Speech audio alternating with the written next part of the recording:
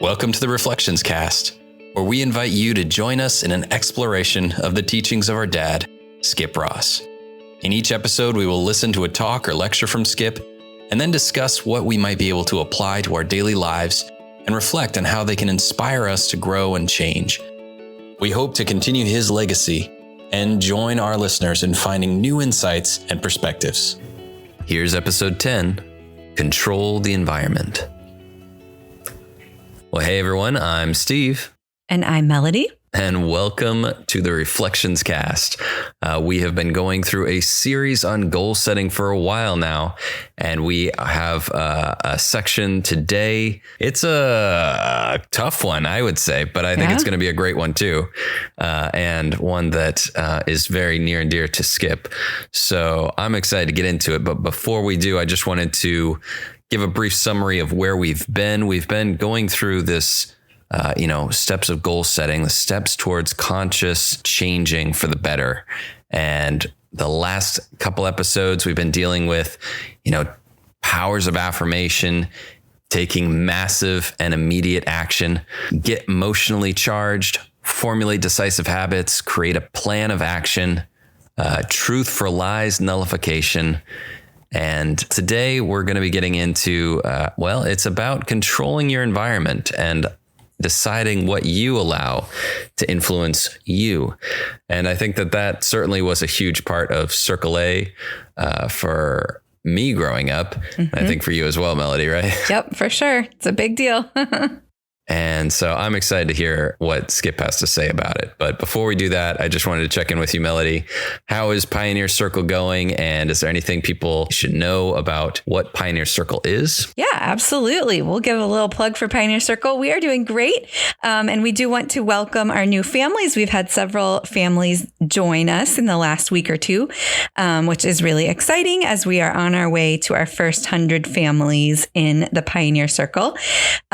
So I'll just say for my family, it's been really great to see my girls engaging with so many Circle A people and just other people who are, wanting to put energy and effort and intention into becoming the people that God created them to be. And so now that my kids are back in school, we've developed a very nice rhythm where on our way to school every morning, the girls will read their goals out loud and do their affirmations for the year, and we'll pray together. And then on the way home from school every day, we watch the videos that have come through the Pioneer Circle that day. So it's just a really kind of awesome way to bookend the day with Circle A environment, Circle A content, Circle A friends, and just helping them to kind of develop those habits. So it's been awesome for our family, and I hope it's been beneficial to our other families. So if you are interested in joining the Pioneer Circle,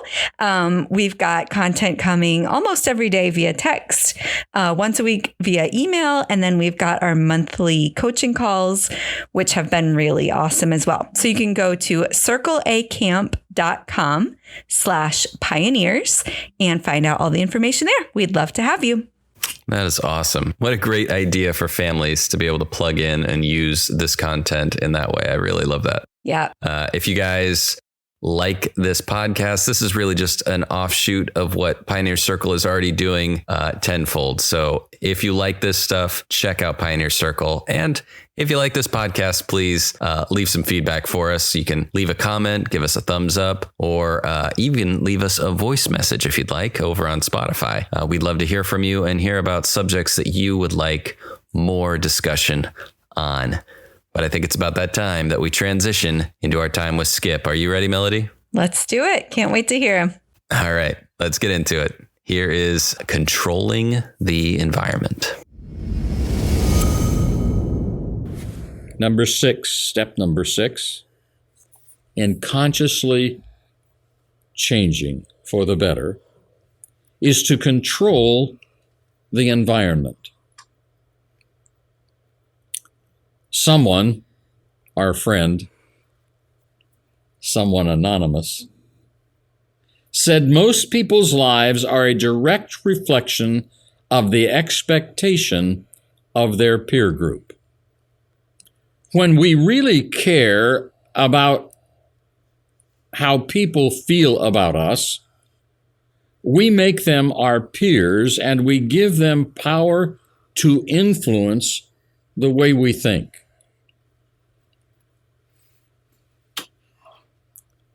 Is that whole process necessary? I don't think so. I think there is a way to care about what people think without giving them power to control the way we think. That's my goal. I don't want to be unconcerned about how people think about me or what they think about me or what they say about me for that matter. I don't want the arrogant attitude that says, on you. I don't want the arrogant attitude that says, I don't care what you think. So I am interested and concerned in how people think about me and how people feel about me. But in putting them in that position of having concern for what they think of me as a human being, as a person, as an individual, I don't want to give over control of how I think to them. But it is what happens to most people. So when kids come to Circle A, we see the tremendous impact of peer pressure and how they talk and how they respond and how they dress. Much of it as a result of that peer pressure. Tap into the power of that environment.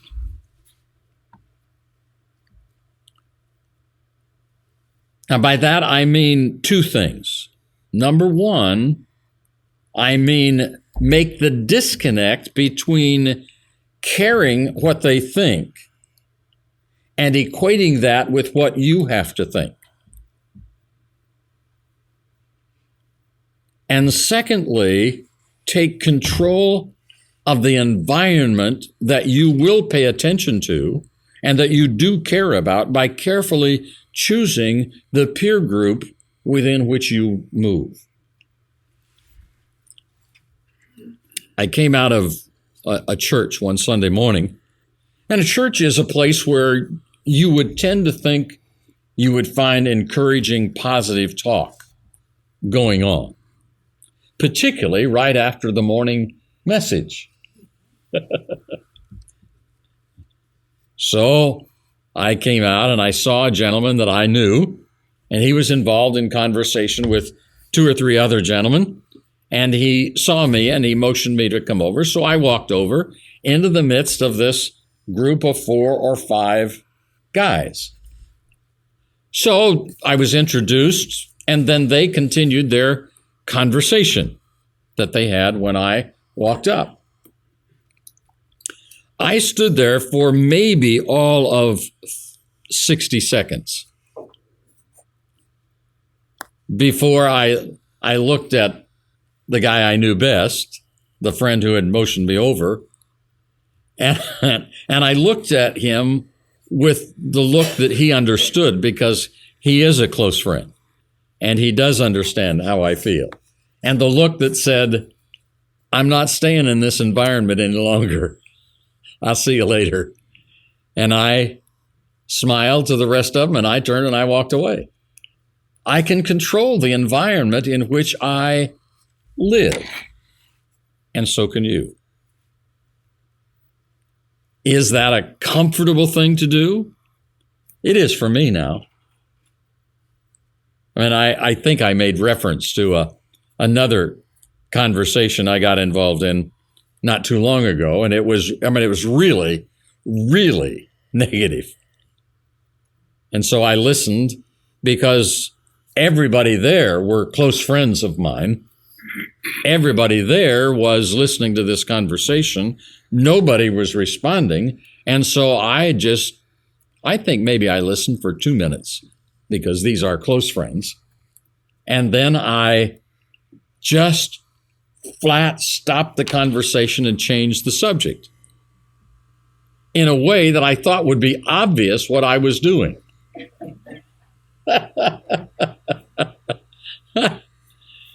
It changed for maybe 15 seconds while the primary negative communicator answered my question and went back to what he'd been talking about before I asked the question. So I had one course of action left to me. Well, I actually had two. I could stay there in that environment, or I could get up and leave. I got up and left. Now, these were close friends. But I just would not stay in that particular environment. So the control of the environment is up to you. Choose a peer group with a high standard of encouragement, of positive orientation towards life. Choose a peer group that will encourage you. Choose a peer group that refuses to put you down. They are out there. They may not be as many of them as there are the other kind of people, but they are there. And some of them are there if you'll just let them know that that's what you're looking for. I mean, I've found people that when I deliberately change the conversation, they do understand what I'm doing and they do move along with a more positive, uplifting conversation. They just needed a slight reminder. Yeah. So, do you control the environment in which you live? Choose a peer group with a high standard. If you can, get a coach. Now, I have a number of coaches, most of whom do not know they are my coaches. None of whom do I pay the high fees to. Todd Duncan would be an excellent life coach, but he's $15,000 a year. I would be an excellent life coach, but I'm $50,000 a year. You say, well, Skip, how many clients do you have? None. Which is why I keep it at 50,000. I suspect at 50,000 I will never have a client for life coach. But if you can find some coaches in books, why do we encourage people to read?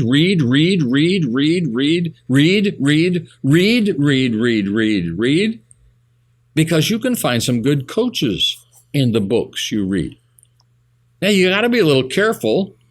You got to be observant enough that if you pick up a book that's moving you in the wrong direction of life, that you're willing to lay it down and say, I don't need to wade through whatever bad stuff is here in order to get to the kernel of good stuff that might be here. You don't have to do that. I don't have to do that. I don't do that. Do I miss some things along the way? Probably so.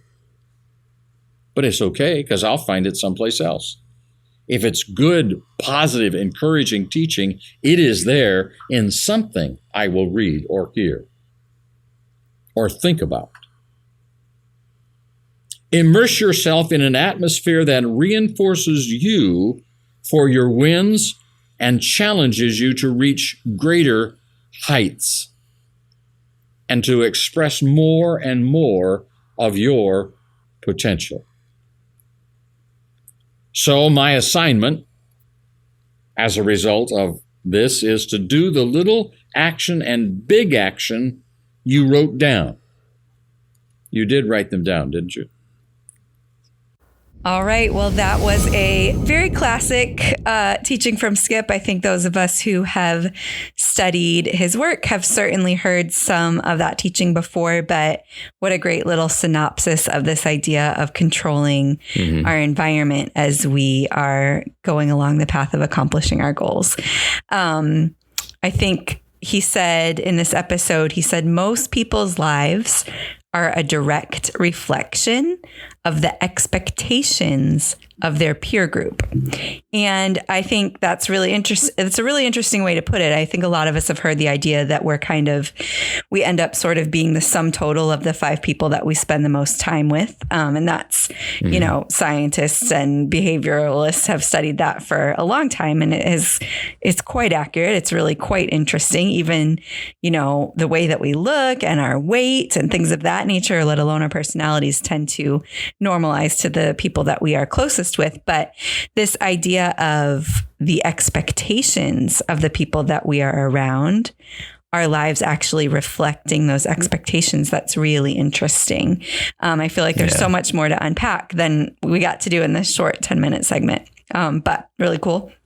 I think that, you know, he's talking about our goal should be to care about the way that people think about us, but not to give them power over us in the way that they think. And so that's a important distinction because, of course, you know, it matters. It matters to us, the expectations of people around us, especially the people closest around us. But to not give them, you know, power to necessarily control our lives or our choices or things of that nature. So I think the biggest way he's talking about doing that in this episode is by very carefully selecting the people that are the closest to us. I think that, you know, Circle A is a great example of the potential of positive peer pressure. I think he talks about that a little bit in this episode. Obviously, we could unpack that all day long. I certainly think that those of us who went to Circle A, who spent years there, can give many stories of choices that were made in our lives, goals that we set, things that we did because of the positive expectations of the people who were around us and who we built close relationships with at Circle A. So I think that's a great example. And it is like, it's a hard thing to advertise or even really talk about. But I think maybe this podcast is the only environment where people would understand what we mean by that. But like the peer pressure that I saw at Circle A was wild, how it could take kids that, you know, could be entrenched in absolute negativity at home. But when they get into that Circle A environment where everybody is looking for the good and everybody's talking about it, the scales fall from their eyes and they just light up and become a completely different person. Yep. And it's obviously the person they want to be, but don't feel like they have the allowance to do it in their. Right. Well, nobody expects them to be that way. Right. Yeah. Yeah. It is truly amazing how transformational an environment like that can be. An environment that expects the best from everybody. It's really pretty amazing. So I think in this episode, he asks, like, you know, do you control the environment in which you live? And of course, at Circle A, that was controlled for us. Dad and the leadership team did a great job of that. Like, that was just the environment we were going to be in. And we all chose to participate in that together. Whether everybody liked it or not, that's just what it was. And so people did like it after they tried it, but it was controlled. In normal life, we don't necessarily get that controlled of an environment, but he did give some great tips in this episode of, you know, how to do some of that work, especially about choosing peers with high standards, choosing peers who choose to see the best in us and to see the best in the world. And then he talked about finding a life coach, which I thought was so exciting because I've been talking about life coaching for a lot of episodes. And then he mentioned it, although he, you know, was talking about maybe your life coaching just coming from books if they're super expensive. But I loved that he brought that up. And I loved that he also suggested that we can glean a lot of that from the books that we read. So, and I also, I did have a moment, you know, when he said, I'd be $50,000 a year if I were life coaching anyone. And I thought, like, I mean, he life coached me my whole life. So I feel really blessed and grateful that I had him in my life in that way. But then I realized, like, and you did too, of course, but then I realized, like, and so did a lot of people, like probably many people listening to this podcast would say, you know, he was a life coach to me too. So he didn't charge any of us any dollars to do all of the work that he did in our lives. So it just made me really grateful. Yeah. Yeah. And he also reminded us, did we do our big action and little action? Did we write it down? He did. That's always a good reminder at the end. How are you guys doing with your goals? Are you making them? Are you setting them? Are you acting on them? Even as we're going through how to do it, I think it's always a good idea to start the process now. Don't wait until the series is over before you start making your goals. I thought that was a great little reminder that we get like week to week. Yep. Of even Skip checking in, keeping us accountable. Yeah, absolutely. I love it because, you know, essentially this recording was all done in a few days, but we're getting it spread out over weeks. And so it's really cool to come back and continue to get those reminders, and hearing this teaching in these baby steps is really awesome for people to be able to just have one or two takeaways from each episode that we can then go and do. So I love it. I love bringing that accountability into it. And I hope that people are indeed taking those big actions and little actions. Absolutely. All right. Well, I have some questions about this, and I think it's good to preface these questions with the fact that though they might sound like a critique of Dad and his teachings, it's really just so that these ideas can be fleshed out and we can just engage in a discussion about what it is that he's talking about. Yeah. I don't want anyone feeling like this is some sort of attack on the topic or whatever. But these questions are just, I think they're things that people would think possibly if they're trying to be critical of the content. Right. And I think that it's worth pursuing those discussions so that those people can get their answers. I love it. So are you ready? I love it. Let's do it. All right. So here's question 1 of 3. Is walking away from a negative conversation, as he stated multiple times in this teaching, is that a form of environmental control, as he says, or is it merely just avoiding the negative situation? Shouldn't we focus on using positive influence to change negative peer groups like that? Is it really the only solution to just abandon them? Yeah. Yeah, that's a good question. No, I don't think it's the only solution. I think I would look at it from the perspective of like, what is our responsibility in that situation? Like observing Dad and the way that he did this, because I saw him do it plenty of times in my life, and heard about it plenty more times. I don't think Dad ever like avoided things that were within his rights and responsibilities to engage. Like if it was something where he was overseeing or where he had permission to speak into the conversation at hand, like if it was at a business function or at Circle A or with the family or things like that, I never saw him just like walk away from people. You know what I mean? But in the story that he's telling, you know, in the church parking lot with people he didn't know, who didn't know him, who didn't know, you know, how careful he was about his environment. Like, is it his responsibility to go in there and like correct those people for the negativity that they were displaying? Maybe not necessarily. Like maybe that he hadn't earned that relational equity with them. He didn't have that permission. And so it's less avoidance than it's just, you know, he's going to do what he needs to do to control his environment.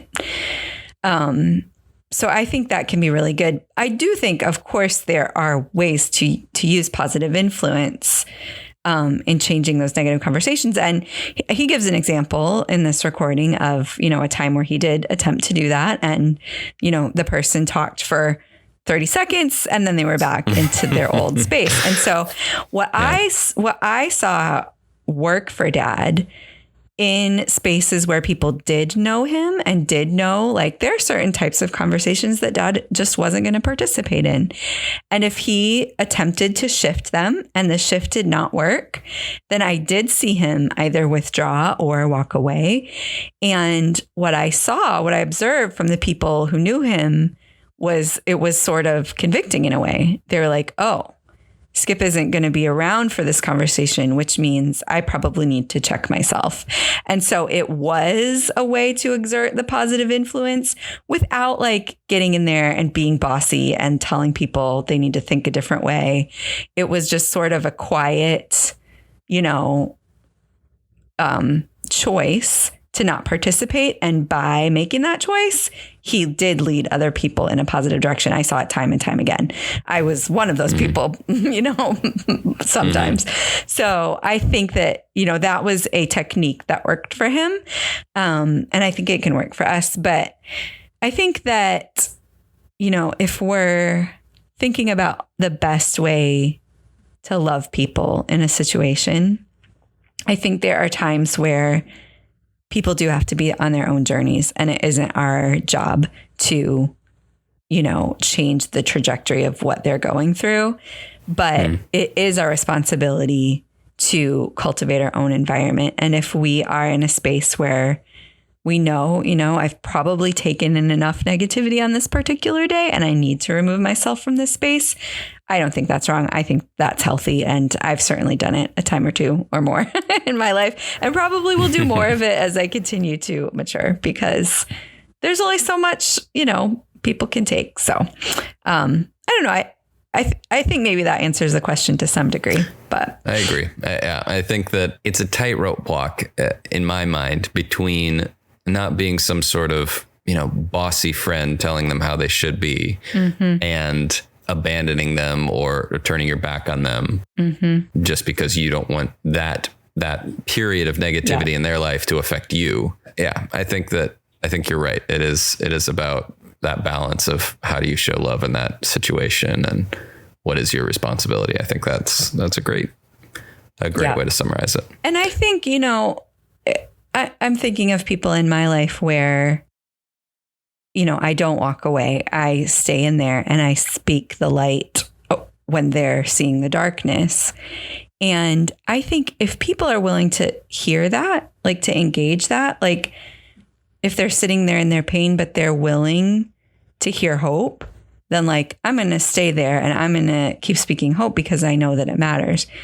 But if I see that like enough hope has been spoken here and like this pain needs to just exist where it is, and I don't have to like sit in it in every moment, I can just let it be, then I think that's the time to not be like, okay, well, I'm leaving you now, but just like, I've spoken what I can here, and I'm going to still continue to validate your feelings, still continue to, sympathize and empathize, still continue to join, you in the ways that I can, but also I'm going to differentiate myself and not kind of pick up this pain as my own or pick up this negativity as my own.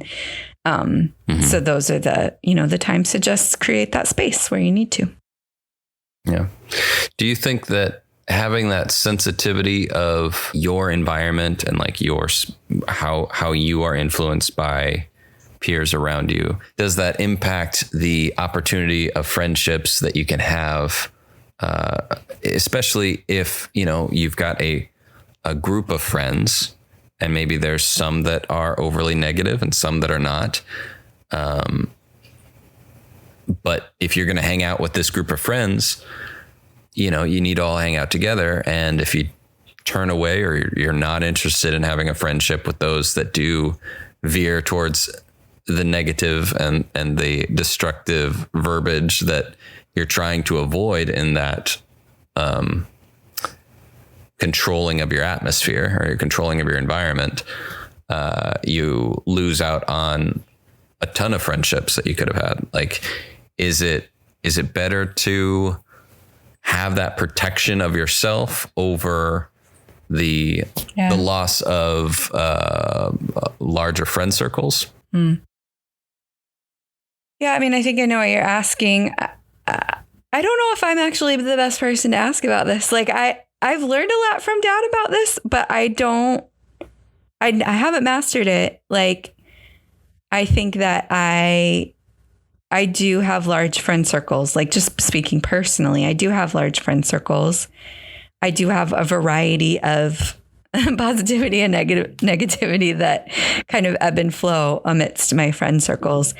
I think the thing that I'm careful about is like my closest circle. Like there's, everyone does have sort of an inner circle of like, we can really only maintain 5 to 10 really close relationships with people. And all people can really only maintain any 5 to 10 at any given time. And so I do think that I am a little bit more careful about the people that kind of live in that inner circle, just because, those are the people that I'm processing my own life with, which it's a little bit different to hear people's takes on their lives, whether they be positive or negative, than it is for me to hear their take on my life and have it be negative. Do you know what I mean?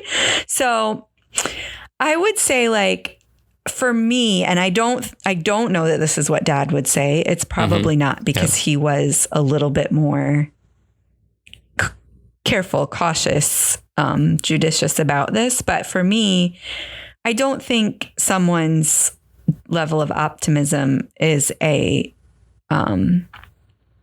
defining factor for whether or not I can be friends with them. I have a lot of friends with all degrees of optimism, but I do think that I'm aware of the amount of hours I spend around, sort of toxic negativity, because not that I can't do that. People go through hard things, and sometimes hard things bring out toxic negativity, even in someone who is generally an optimist. So like, people go through that, and I go through it with them, but I have to be aware of what that does to my heart and my mind and my body. And then I have to counteract that with positive, kind of like the principle of dilution that Dad would talk about, like the positive input, prayer, worship, conversations with, people who are in a healthy place and things of that nature, so that my mind and heart and body don't get stuck in somebody else's negative space. So I know that's a little bit different than what Dad is teaching here, because Dad is essentially teaching like, hey, just don't spend a lot of time around people like that. But because of the work that I do in the world, I do spend that time. So I kind of use that principle of dilution to make sure that I am aware of what my environment is doing to me and how I can adjust when I need to, if that makes sense. Yeah.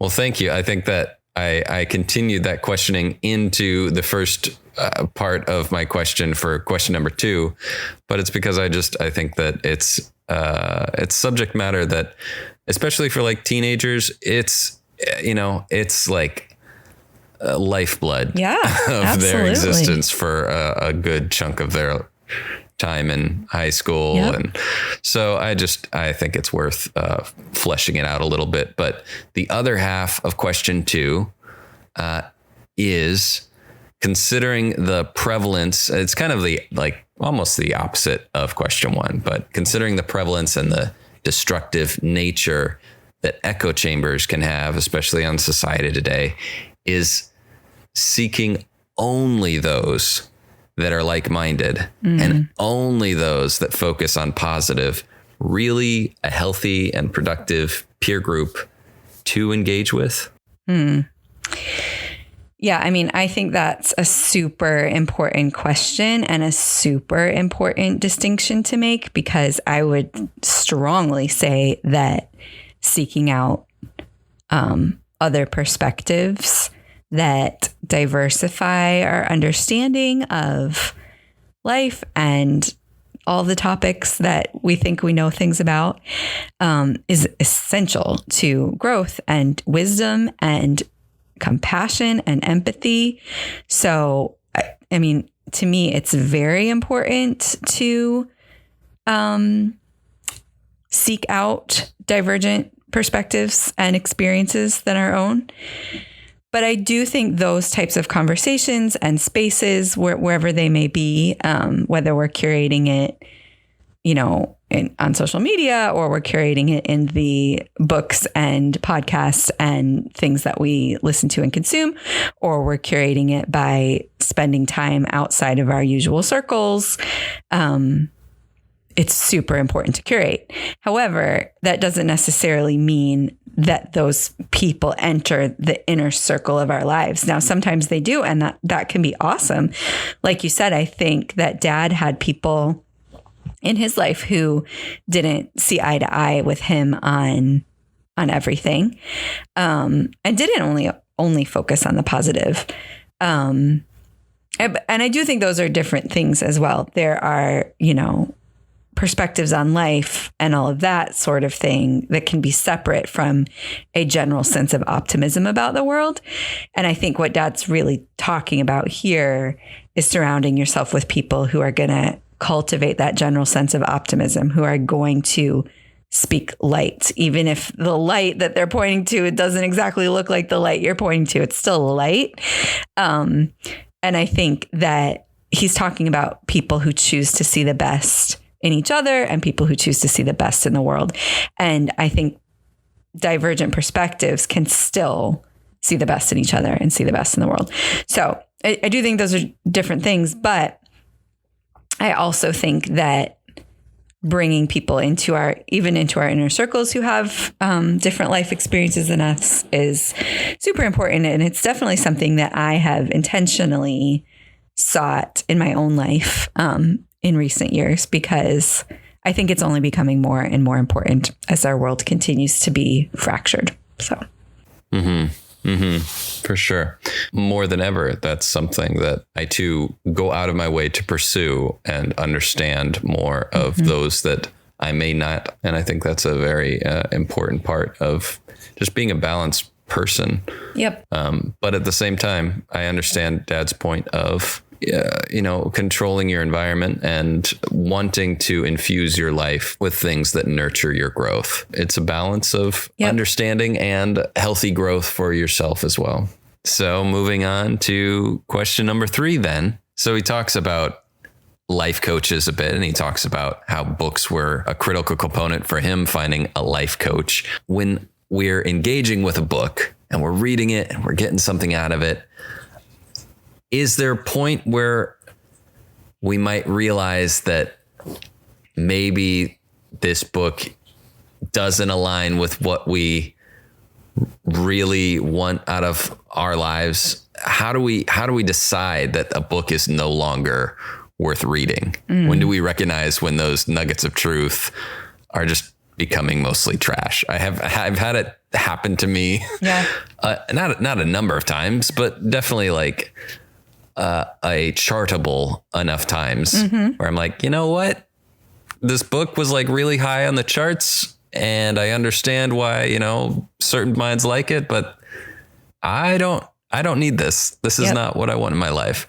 Yep. But is it just a matter of digging through them, or is there a way of really kind of identifying when to put a book down? Well, that's a fun question. I like this question. Yeah, I mean, I think I definitely have warning signals in my at least unconscious thought of when I'm going to put a book down, because I don't read every book I start, for sure, and I read a lot of books, but I don't have time to read books that aren't good, because there's a lot of books that are great, and I want to read those books. So I'm trying to think of what would make me put a book down. As far as nonfiction books, fiction books this is a whole different journey. Sometimes I give them more time just because sometimes you need a while to get into a story. But if we're talking about nonfiction books, which I think is mostly what Dad's talking about here, I always will highlight or underline if I am reading a physical book, and if I am listening to an audiobook, I always keep a note on my phone to kind of jot down things that I hear that I want to come back to. And so if I've gone through a chapter or two and not highlighted anything or written any notes, then that's a definite sign. I'm not getting anything from this book. And so the most I might do is look at the other chapter headings and see is there anything else here I want to even attempt to read, or am I done? So that's one thing. I typically almost always only read books recommended by sources that I trust. So either people that I know personally or podcasts or other authors who recommend other books. So people that I already trust, sources that I already have, a relationship with. That's where I generally get my book list. So I very rarely just go on a bestseller list or just, go on a recommended by Audible or whatever. I have a very long list of books that have already been recommended to me. So I think that gives me a higher, probably ratio of books that I'm going to like because I'm getting them from sources that I trust. I think that honestly, just if I'm bored, if I'm generally bored out of my mind, even though maybe I'm highlighting or underlining or taking a note here and there, but it just feels like a slog, I probably won't finish because there's many books that I'm not bored. And I would rather just read those. I think the two biggest things that come to mind. One, if I don't find myself thinking about it after I've read it, so if I go through a couple chapters, this is more for an audiobook. If I've gone through a couple chapters and it's not stuck with me and I'm not contemplating it, hours or days after, then I probably am done with it. And the other kind of biggest thing, if I can't find anything to apply in my life or share with a friend, then I'm probably done with it. The way that I know the books that I'm reading are awesome is when I can't help but send somebody a quote or a recommendation or a thought, an idea from a book. So if I'm sharing ideas or quotes or anything like that, I know it's a book to keep in my life. But if I can't find anything to apply or to share, then that's another warning sign that I'm pretty close to done, I think. I love that. I totally agree. And I think those are great tips for figuring out when to put a book down. Thank you for answering that question, because it's definitely something that for people to be thinking about, especially if you're inundating yourself with books. How do you find that quality? How do you find that mentorship through those authors? And I think those are some great ideas. All right. Well, thank you, Melody. I think that all of these answers have been awesome. And I think that it's definitely fleshed out Dad's teaching and has given some clarity and context to this idea, which can be pretty controversial, especially for, teens when they're coming to Circle A, but they certainly love it when they're there. Yeah. And I think that it's great revisiting these ideas. Awesome. Yeah, this was a good one. So yes, challenging. But I think it challenges us in a good way. I always, when stuff from Dad feels like a little bit extreme or challenging or just like, really, you actually do that in your life?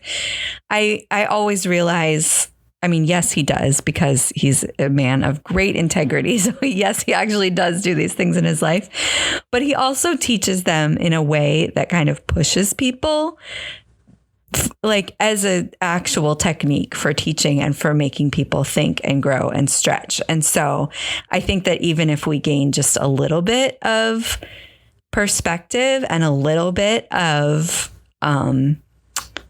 wisdom about what we choose to allow in our environments, then I think that this is a win. And I think Dad would think so too. So thank you guys for listening and for joining us for this one. Yes. Thank you guys for joining us on this journey with the Reflections Cast. And remember that your support means everything.